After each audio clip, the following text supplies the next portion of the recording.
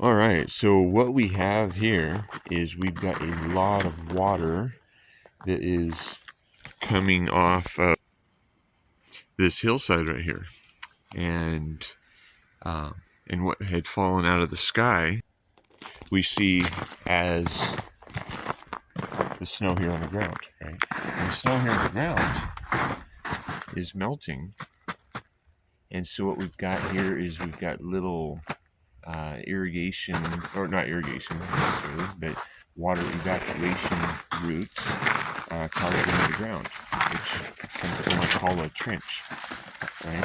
You just do a little trench and make the water keep going downhill where you want it to go, right? And this guy, he just always liked to be in the video. But we get the water flowing, and we just keep going downhill because that's the way water works.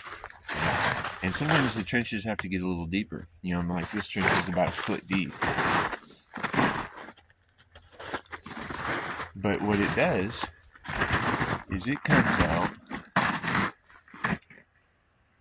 and fills a big old pond. And this big old pond, luckily I didn't have to dig it by hand. You know, we can make machines to do that, right? You know, I've dug a lot of stuff by hand, but everything doesn't have to be done by hand, you know, because we're smart like that. And good thing I'm wearing my waterproof boots, because I'm going to walk through the spillway here and show you, well, underneath the weeds here are rocks, lots of rocks, and you can kind of see that coming right out here.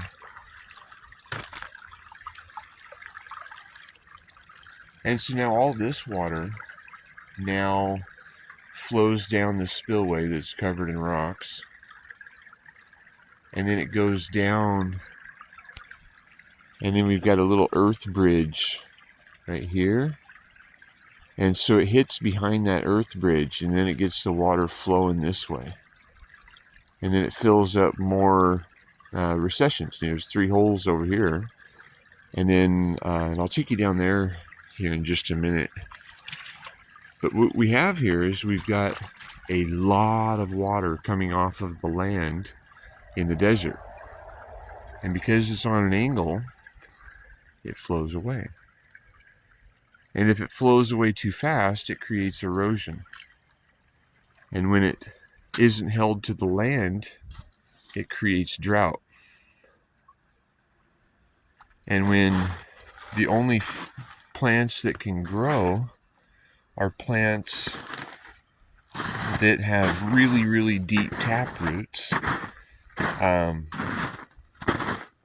lot of other things aren't able to grow, right? I mean, you know, like this big bush right here, that's a Saskatoon, and that grows some berries. But that was growing down in the bottom of a ravine where it was getting a little bit more moisture than these areas up on the hills.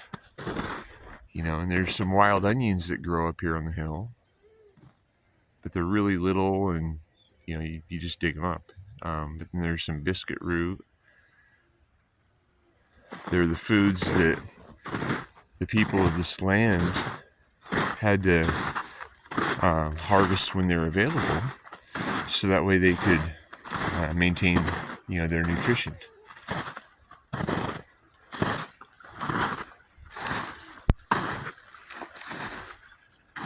So what I've done here is I've created a bunch of check dams.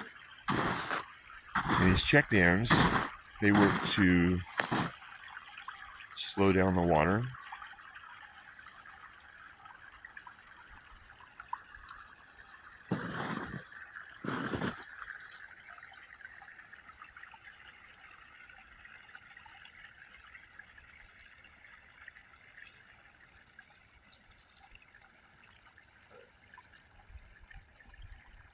And hold it to the land.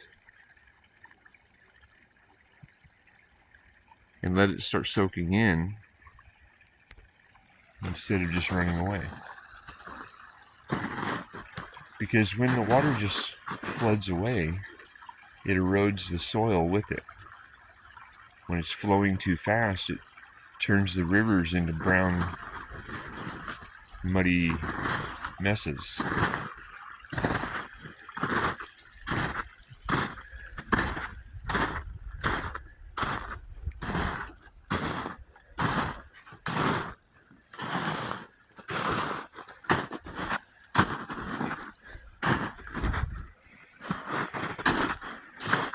And then there's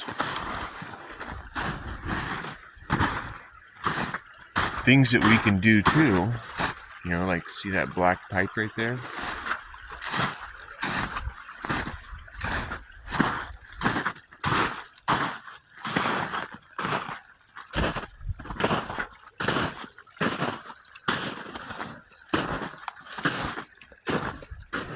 That's coming up into a little check dam, and the piece of pipe is inside there.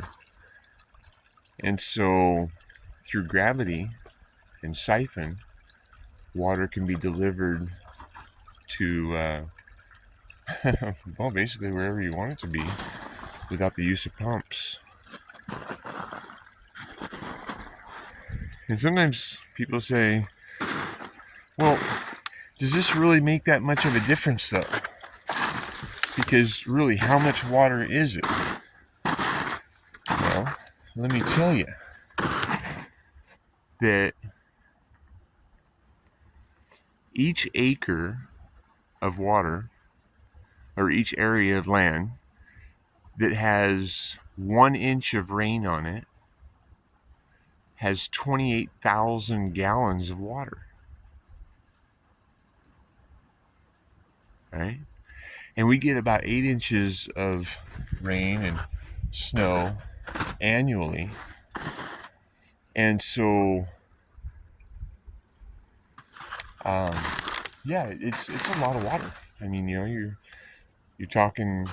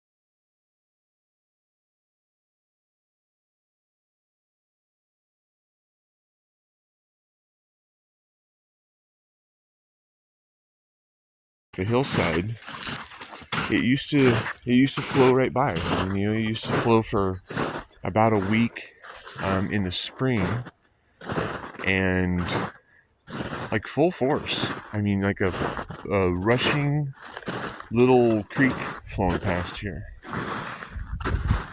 And I think the clarity is fantastic. It's really, really cold.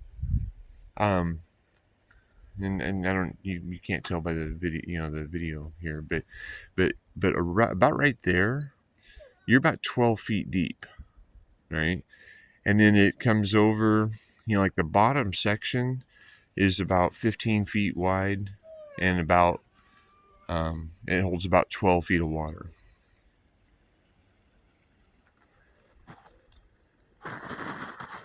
And then then the sides come up pretty steep. But you can walk out of either end. Like this end over here, it just graduates up into the ravine.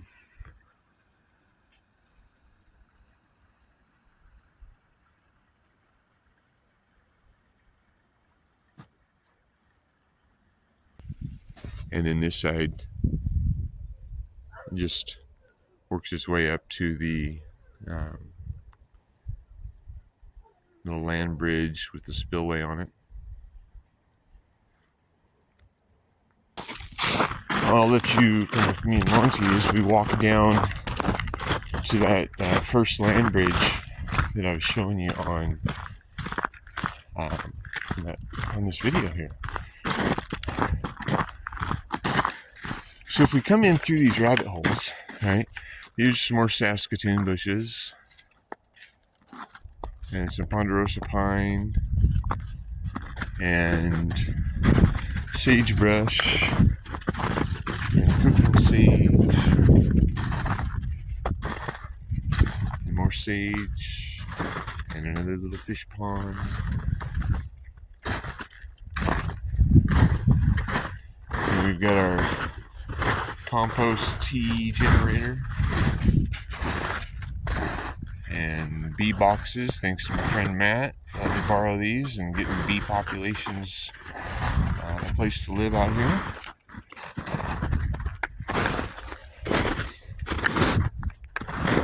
We've got features that are cut into the property all over here. So any of this air, let me be quiet. Any of this area water that comes down through these areas now, that's not something for YouTube, Monty. It gets caught into these little trenches and terraces now. And Monty, up, hey. Oh, and we have another fish pond right there. And so that fish pond, it has probably 40 or 50 goldfish in it. It's only about 2.5 feet deep, but the goldfish usually last over the winter, even when the top freezes over, because it's down in the ground, and so the whole thing isn't likely to freeze. You get some ground earth mass stabilizing the temperature. Come on, Monty, up. So now, okay, so yesterday these were full, and in the evening it'll probably fill back up because the sun's just barely starting to warm up the day. But like yesterday, this was full. This was completely full. The tripod was standing in about a foot of water.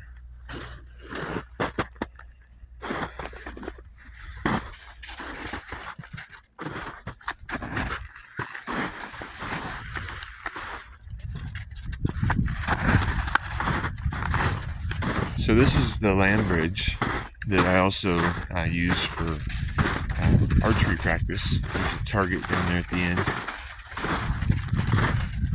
But you can see that a big pile of dirt and rocks can help to direct the water where we want it to go instead of being devastating to our landscapes.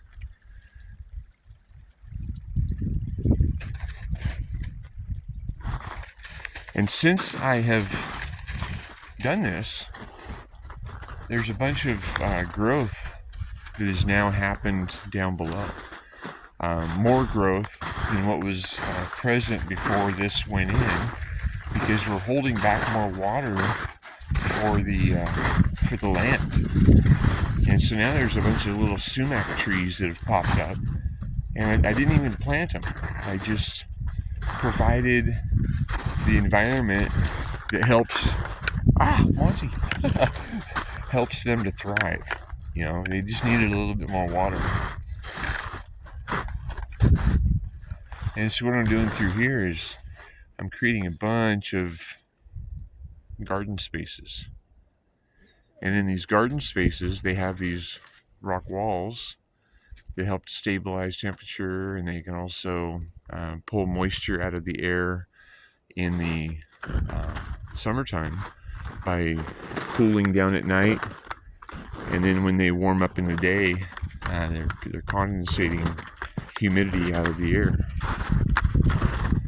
So anyway, yeah, it's kind of fun to walk through here, because when I moved here, This is just an eroded landscape, and the water just kept on flowing past it in a destructive way. My neighbors were being flooded. It was contributing to the flooding of rivers and low-lying areas. The good soil from the hillside was being carried down into the riverbeds. See, so in the spring, we get so much water that comes in through this terrace that it flows up into this area here. And then I've cut a depression right through here to deliver it almost all the way out to my driveway.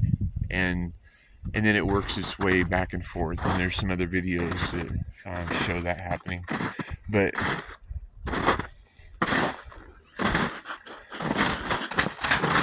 if you have an old trampoline, those could, if you had some chicken wire around the outside edge of this, chickens would be pretty happy to be in there.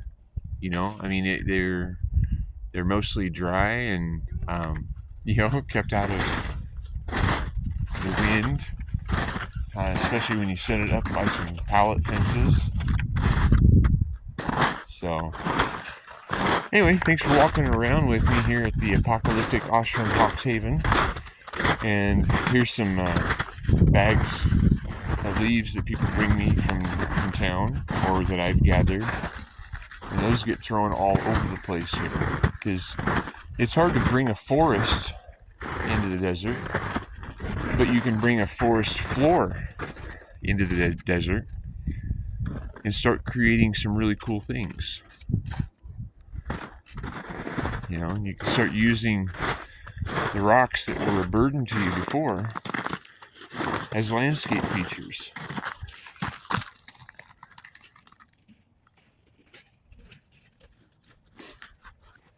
And homesteading is about being self-responsible. It's about being independent. It's about taking care of yourself and using the resources available to you in the most efficient way you know how to do it. Right? And the more efficient you can be in life, the more free you are, the more opportunities you have to release dopamine. Because when you create something and you stand back and you look at it and you say, wow, I did that and it looks cool. And if somebody doesn't like it, well, then they can just go build their own, because that's their free will. That we have too much judgment of what other people are doing going on, and seemingly not enough reflection on what we are supporting in our life. And what I'm supporting in my life right now by standing out here without any gloves is some frozen fingers. So I'm going to call that a video. All right, have a good day. If you like the content, if you could subscribe right here and watch the next one that YouTube thinks is good for you right there, helps me out and helps the channel grow. Thanks.